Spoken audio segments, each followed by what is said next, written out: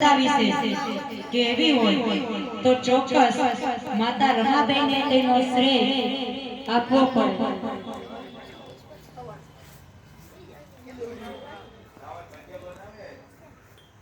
બાબા સાહેબના અર્ધાંગીનીના ઉલ્લેખ વિના તેમની સફળતાની કહાની અધૂરી ગણાય।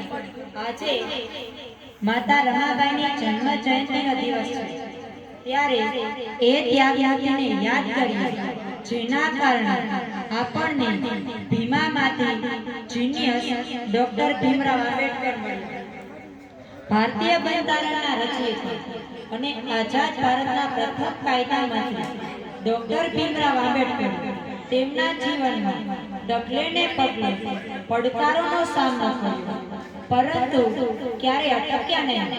આ સંઘર્ષમય સફરમાં ઘણા બધા લોકોએ તેમને સાથ આપ્યો। ક્યારેક તેમની શાળાના શિક્ષકે તેમની અસામાન્ય પ્રતિભાથી પ્રભાવિત થઈને તેમની અટક આપી દીધી, તો વડોદરાના પ્રજાવત્સલ રાજવી મહારાજા સયાજીરાવ ગાયકવાડે તેમને ઉચ્ચ શિક્ષણ માટે ઇંગ્લેન્ડ મોકલી આપ્યા। આ બધા વચ્ચે એક નામોલ્લેખ વિના બાબા સાહેબની સફળતાની કહાણી અધૂરી રહી જાય, અને તે નામ એટલે રમાબાઈ આંબેડકર। રમાબાઈ ડોક્ટર આંબેડકરના પત્ની હતી। આજે પણ લોકો તેમને માતોશ્રીના નામેથી ઓળખે છે। માતા રમાબાઈ આંબેડકરનો જન્મ 7 ફેબ્રુઆરી 1898 ના રોજ મહારાષ્ટ્રના રત્નાગિરી જિલ્લાના વણજ ગામના એક અત્યંત ગરીબ પરિવારમાં થયો હતો।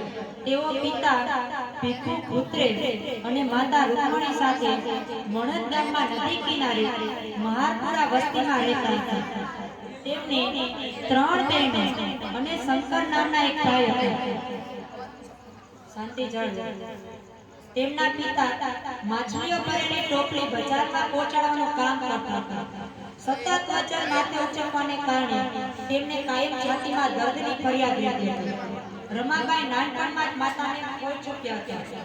બીમારીને કારણે તેમનું નિધન થયું હતું। માતાના અવસાનની તેમના મન પર ભારે અસર થઈ હતી। થોડા સમય પછી તેમના પિતાનું પણ અવસાન થયું અને આખો પરિવાર એકલો પડી ગયો। એ પછી તેમના વલંગાકર કાકા અને ગોવિંદપુરકર મામા બધા બાળકોને લઈને મુંબઈ જતા રહ્યા અને અહીંની ભાઈખાલા ચાલીમાં રહેવા લાગ્યા। એ દરમિયાન તેમની મુલાકાત સુબેદાર રામજી સકપાલ સાથે થઈ। તેઓ તેમના પુત્ર ભીમરાવ માટે કન્યા શોધી રહ્યા હતા। ત્યાં તેમને રમાબાઈ વિશે ખ્યાલ આવ્યો।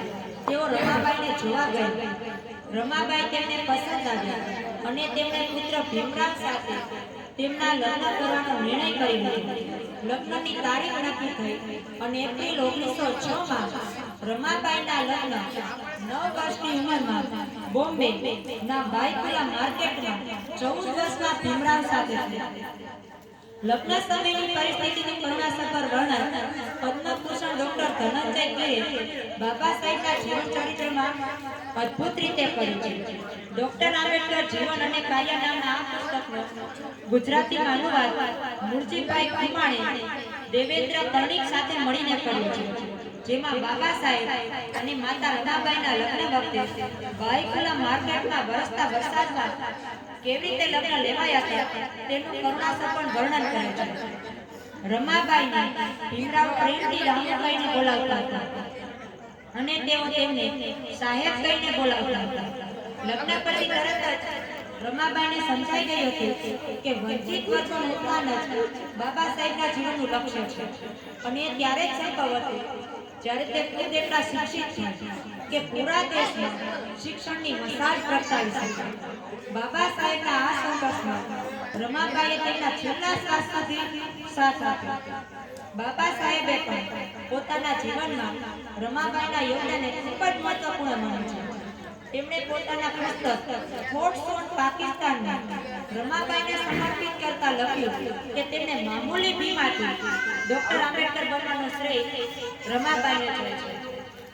દરેક પરિસ્થિતિમાં રમાબાઈ બાબા સાહેબને સાથ આપતા રહ્યા।